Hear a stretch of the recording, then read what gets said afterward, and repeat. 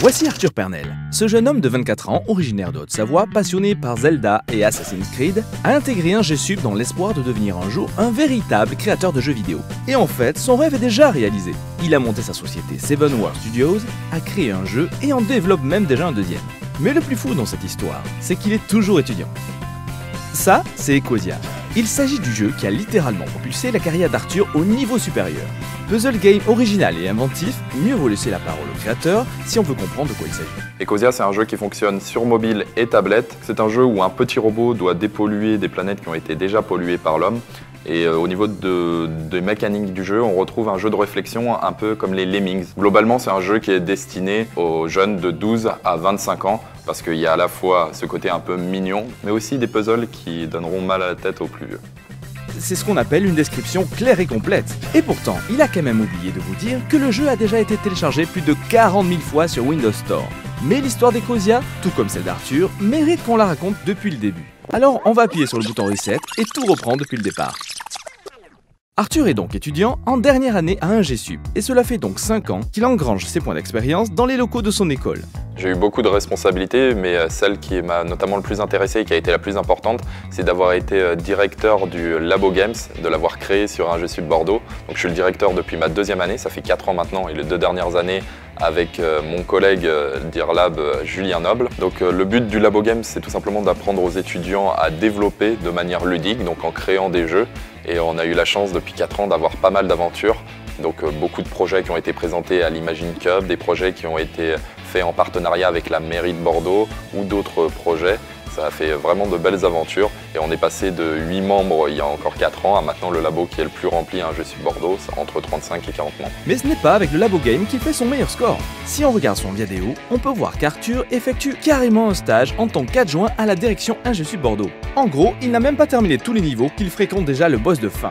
Comment est-ce qu'on peut en arriver là, Arthur? On en arrive là finalement parce que j'ai toujours voulu m'impliquer à 200% là où je travaillais. Je pense évidemment que mon parcours avec Ecosia l'année d'avant m'a beaucoup servi pour avoir cette proposition. Nous y voilà donc. Ecosia est bien au centre de la success story d'Arthur et de sa bande composée de 2 autres étudiants de l'école que l'on appelle les 2 Juliens. Et c'est bien la super complémentarité de ces 3-là qui donnera naissance à ce qui deviendra un véritable best-seller. Mais malgré leur bon jeu d'équipe, qui fait sans doute des ravages sur le code de Halo 4, notre team d'Ecosia s'est tout de même heurté à des problèmes lors du développement. On peut s'en douter, les bugs sont les ennemis récurrents des créateurs de jeux vidéo, mais il a fallu faire face à bien pire.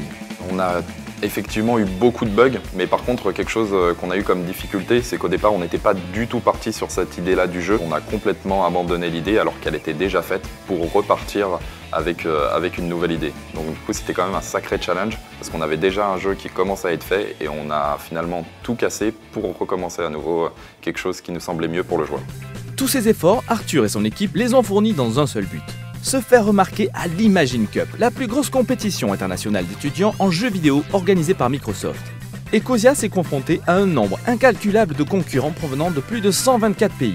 À la fin, il en restait 10. Et c'est en Australie qu'Arthur et sa team sont partis affronter leur finale en compagnie de 3 autres équipes d'un G-Sup. C'est la première fois pour moi que je pars aussi loin. Je me retrouve à aller à l'autre bout du monde. Rien que le voyage est impressionnant. Impressionnant, mais à quel point? Dis-nous en plus. Les oiseaux par terre, c'est pas des pigeons, c'est d'autres choses. Ah d'accord, à ce point-là donc. Mais même en jouant son match à l'extérieur, Ecosia a fini 2e, rapportant un nouveau prix à son école pour la 4e fois en 3 ans. Si Mario collectionne les étoiles, un G-Sup peut se vanter de collectionner les médailles.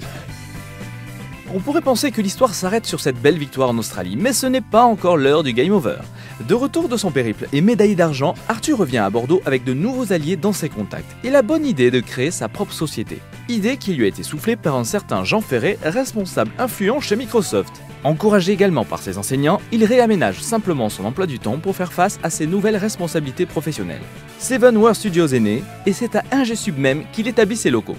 Dans Seven Wars Studios, en ce moment, on travaille beaucoup sur Ecosia, qui est notre premier bébé, notre premier petit projet.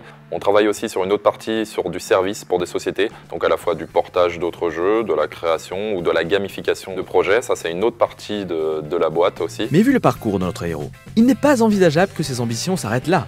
Les sociétés de jeux vidéo en France qui réalisent les blockbusters sont très rares. Est-il possible qu'Arthur caresse l'espoir d'en faire partie? Donc sur du court terme, finalement, on fait beaucoup plus de jeux mobiles, parce qu'aujourd'hui c'est beaucoup plus accessible pour une petite start-up comme nous. Et sur du long terme, on aimerait bien sûr grossir un peu plus et pourquoi pas faire partie des peu de sociétés en France qui font des blockbusters et des jeux 3A sur console. Est-ce que les futures productions d'Arthur côtoieront Rayman, Heavy Rain et Remember Me? C'est en tout cas ce qu'on lui souhaite. En attendant, l'actualité immédiate d'Arthur et son équipe, c'est la prochaine Imagine Cup. Il compte bien y participer et il n'y va pas les mains vides. Cette année, on a été encore pris pour la finale internationale de l'Imagine Cup. À Saint-Pétersbourg, ça se passe. Et on a fait un nouveau jeu pour ça. Ça va pas être avec Ecosia, mais avec un jeu qui s'appelle Caméon. Caméon est en effet son nouveau jeu pour lequel il a revu ses ambitions à la hausse, tant en termes de technique que de gameplay. Et ça a visiblement payé. Le jeu est en lice pour l'Imagine Cup 2013 qui se déroulera du 8 au 12 juillet. Arthur s'apprête donc à quitter de nouveau la France, cette fois-ci pour la Russie, où on lui souhaite de revenir avec au moins autant de succès que la dernière fois. Et même si ce n'est pas très pratique pour tenir la manette, nous croisons tous les doigts, en espérant qu'il rapportera cette fois-ci la médaille d'or.